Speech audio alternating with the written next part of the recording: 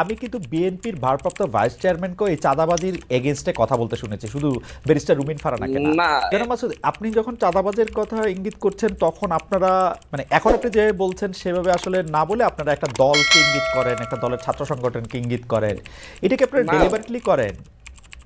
বিষয়টা হচ্ছে যে আপনি যদি এটাকে লক্ষ্য করেন যে বাংলাদেশের 95% হুম, চাঁদাবাজি হয় যে হচ্ছে একটি নির্দিষ্ট দলের নেতা কর্মীদের দ্বারাই সংগঠিত হচ্ছে, এবং হুম, সেই ক্ষেত্রে ওনাদের নেতৃত্ব যারা হচ্ছে একটা আগামী বাংলাদেশকে একটি সুন্দর স্বচ্ছ দেখতে চাচ্ছেন, তারা এটার প্রতিবাদও করছেন।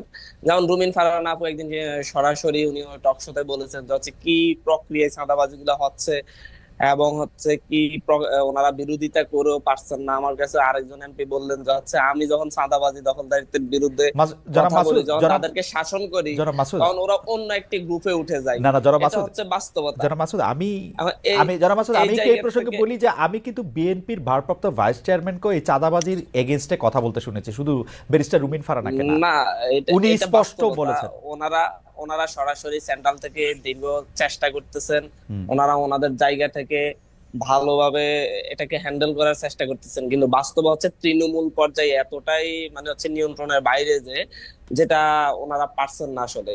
যেমন ধরুন হচ্ছে একটা জায়গায় আপনি চাঁদাবাজি দখলদারিত্বের কারণে একজনকে সাসপেন্ড করলেন, হুম। সাসপেন্ড করার পর তাকে যদি পুলিশ অ্যারেস্ট করতে যায়, তখন হচ্ছে সেই জায়গার অন্য বড় নেতাগুলা হচ্ছে তখন পুলিশকে ডিরেক্টলি আচ্ছা, হামলার হুমকি দেয়, থানা ঘেরাওয়ের হুমকি দেয়, এবং ফোন দিয়ে ধমকা ধমকি করে যে হচ্ছে ওর বিরুদ্ধে মামলা নেওয়া যাবে না, ওর বিরুদ্ধে অভিযোগ নেওয়া যাবে না, ও আমাদের লোক।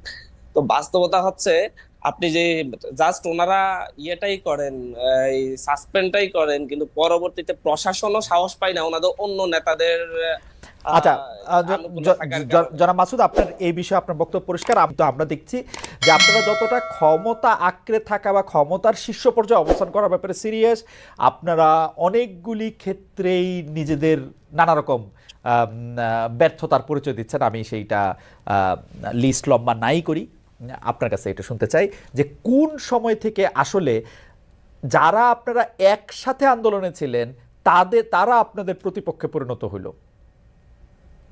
আমি বিএনপির কথাই যদি ধন্যবাদ। বলি, ছাত্রদলের কথাই যদি বলি, জনাব। মূলত হচ্ছে এই যে বিরোধের কথা যেটা বলা হলো, যে আমি তো দেখছি না যে হচ্ছে ও ধরনের কোনো বিরোধ আছে।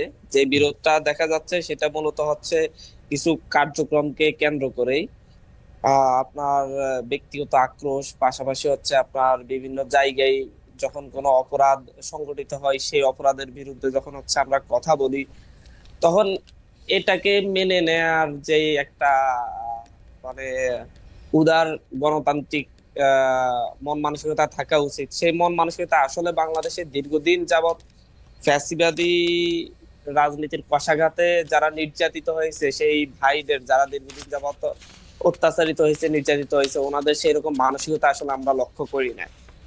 যখন আমরা কথা বলি যে হচ্ছে ডিরেক্টলি যে হচ্ছে সাদাবাজি হচ্ছে, যে আপনার দখলদারিত্ব হচ্ছে, যখন বলি যে হচ্ছে সাইদাবাদের প্রতি বাস থেকে চাঁদা নেওয়া হচ্ছে, এবং এভাবে যখন কথাগুলো বলি চাঁদাবাজের বিরুদ্ধে, দখলদারের বিরুদ্ধে, তখন বলা হয় যে চাঁদাবাজ বলে আপনারা কাকে ইঙ্গিত করছেন আমরা বুঝতে পারি না। সুতরাং হচ্ছে আহ, নিজেদের গায়ে টেনে নিয়ে জনাব মাসুদ, মানে মানে এটাকে